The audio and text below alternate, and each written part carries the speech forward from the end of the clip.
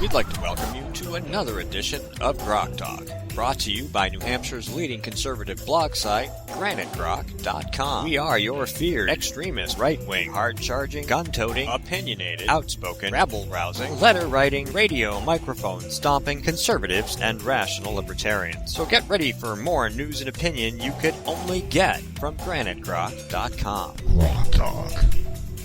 All right, it is Grok Talk, brought to you by GraniteGrok.com and the Coalition of New Hampshire Taxpayers. Hey, we're on the air every weekday now.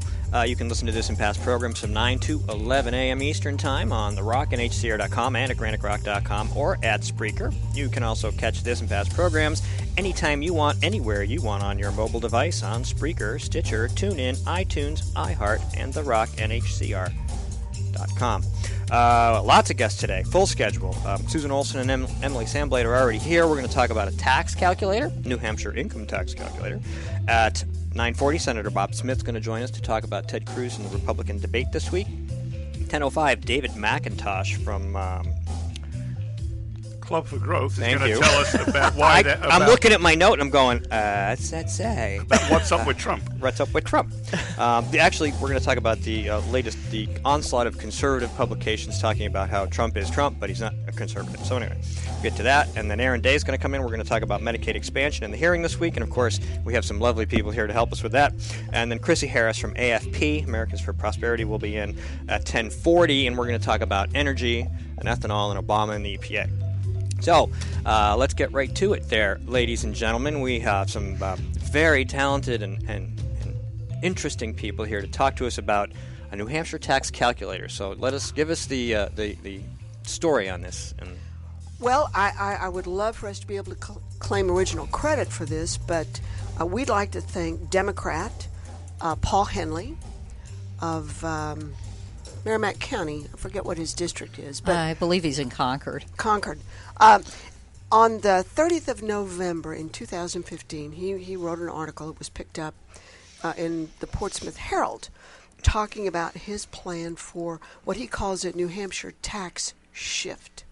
That New Hampshire has relied so heavily on property taxes all these years, and it's so burdensome that the time had come to start thinking a little more worldly and broadly, and let's shift taxes to a broad-based New Hampshire state income tax. And what he's proposing, and he's got a little website, it's called NewHampshireTaxShift.com. What he proposes is a 3.75% income tax on the adjusted gross income of every taxpayer in New Hampshire. And this 3.75 billion percent sales tax will raise 1.2 or 1.3, depends on how you round it, $1 billion. And he proposes to allocate this 1 point some odd change $billion and eliminate things like the statewide education property tax.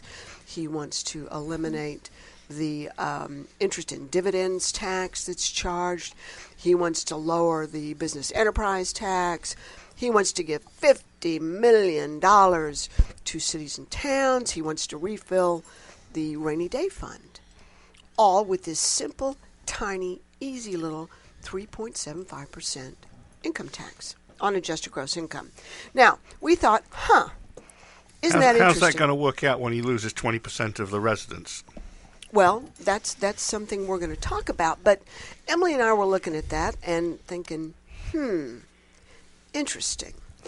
What if this whole Medicaid expansion brouhaha, which is supposedly laundering $457 million into the state of New Hampshire to pay for those 50-plus thousand able-bodied, childless people to go on welfare.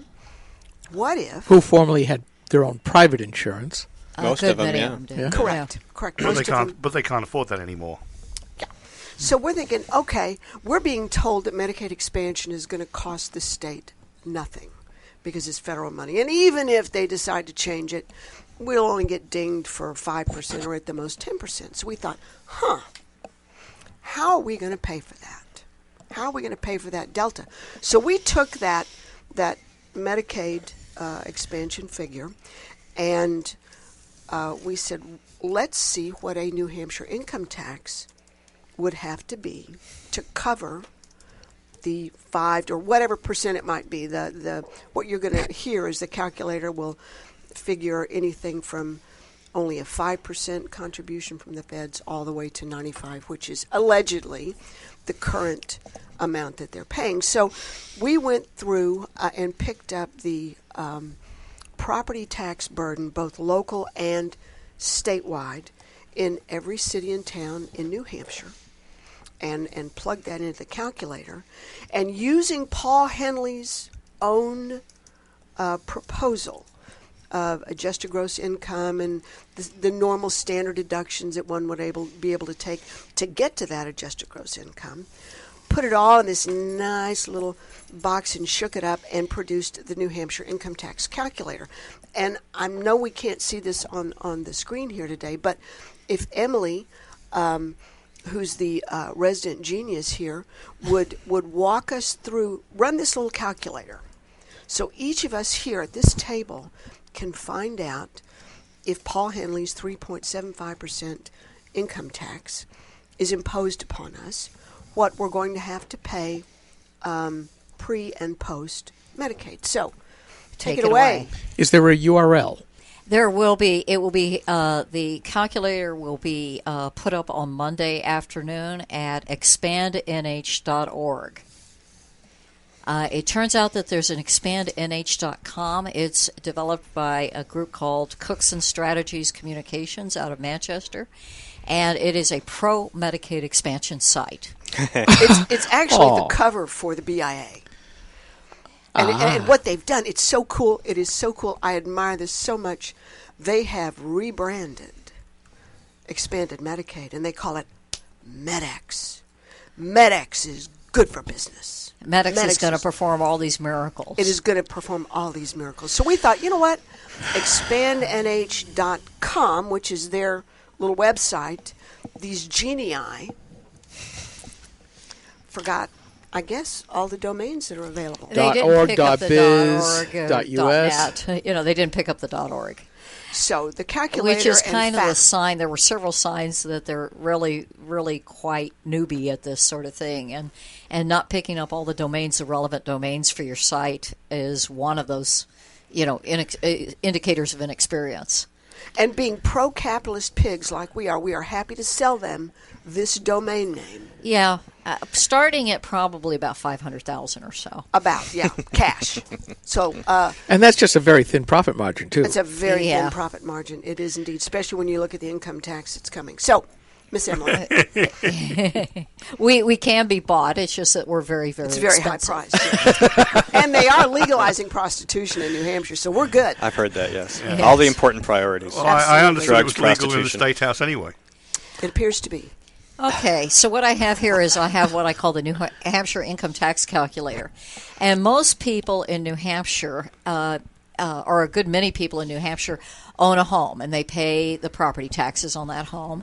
And they also work in New Hampshire, most of the people here. There's about 60,000 who cross the border into Massachusetts every day.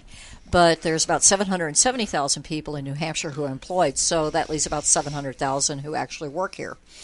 And so what we do is we figure out what town you're in, and if you're in a town like, say, Hollis, and you own a home that's, say, if there are any such homes in Hollis, for, say, $300,000, we put that in. No such thing. The outhouse in Hollis is $300,000. Yeah, if you own an outhouse in Hollis for $300,000, and say you're making about, your household income is about $75,000 a year. That's adjusted gross. That's adjusted gross. That's after the deductions. Okay, and you make 100% of your income in New Hampshire. You're working for a New Hampshire employer. We're going to assume that the federal government is picking up 95% of Medicaid. They promised. Yeah. Scout's honor. Yeah, just like with special ed. Exactly. Currently, if you own a $300,000 house in Hollis, you're paying about $6,900 in property tax.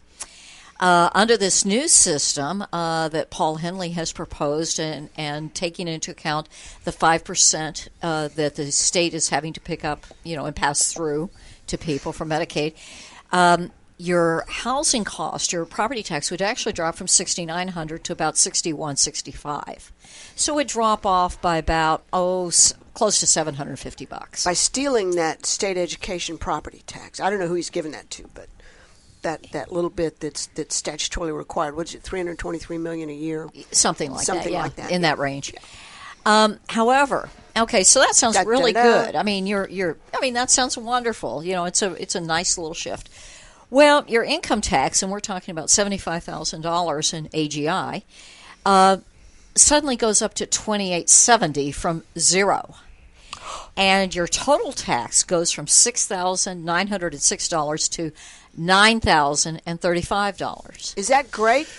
Yeah, well, what a bargain. What a bargain. What a deal. New Jersey. That's about a 40% increase, if my math's right, is it? Yeah, it's about that, yeah. New Jersey said the same thing. They did the exact same thing. Now they have among the highest income taxes and property taxes in the whole U.S. Well, the thing and we're looking at this going, Jiminy Christmas. It's worse for some areas because some areas have a little bit higher proportion of state educational tax as part of their property tax than others, and the ones that do, they'll see they'll see it go down considerably. But the people who don't have a huge amount of state property tax are going to really get dinged. But think about people who rent, who are not on the 1040 deduction page. Mm-hmm. And let's pick Manchester for fun. And say you live in Manchester, and since you rent, the assessed value of your home is zero, right? Yeah, let me do a Manchester. Let's do a Manchester. So if you live in Manchester, hang on. The landlord's paying property tax. Well, we'll cover that case next. So you're paying no direct property tax, okay? So, and let's say in Manchester, the adjusted gross income on average is, let's say, $45,000. I think that's being generous. Well, yeah, for renters, it's probably lower. I would say probably 30. Okay, well, let's call it 30. And all of their income is made in New Hampshire. Mm-hmm. Okay? Mm-hmm. So what do we got there? Well, at the 95% level, the person actually is the landlord is the one, the property owner is the one who's paying the property tax, but then all of a sudden the renter becomes liable for income tax, and they go from $0, and we're talking about $30,000 a year AGI. They go from $0 to $1,148. What do you think? In other words, the equivalent of about a month's rent for a 2-bedroom apartment in Manchester. And that's before rent goes up, because the property owner is going to be passing his new income tax onto his tenant. And he's bound to be paying, remember that he's making money off these rentals, so he's going to be paying income tax on that profit. Yep. And so his taxes are probably going to go up as well. Well, and the whole thing is that pretty much everybody who does this kind of thing, especially on the Democrat side, always sees the world as a static entity, that we can apply some kind of a change and nothing else will change. That they expect us to be dumb, stupid, and blind, and that we won't react to that. And every single time there's been such a plan, go back, we're all old enough to remember the luxury yacht tax. Sure. The only thing it did is it put a lot of low-income people out of work because all the shipyards died, and then they got replaced by luxury condos, which they then decried those as well. This is going to be one of those cases where government thinks it has a fix and only makes things worse. Sure, and notice about the rental owner and his property and his business taxes. Businesses don't pay taxes; people do. All right, we're going to take a break. We'll be right back, and we will continue this discussion. Do not go anywhere. Need more Grok Talk? Well, you can catch new shows Saturday mornings from 9 to 11 a.m. Eastern Time. Miss a show? Not a problem. Past shows are rebroadcast here daily from 9 to 11 a.m. Monday through Friday. Join us for 2 hours of unapologetic conservatism. And we're not just armed with opinions.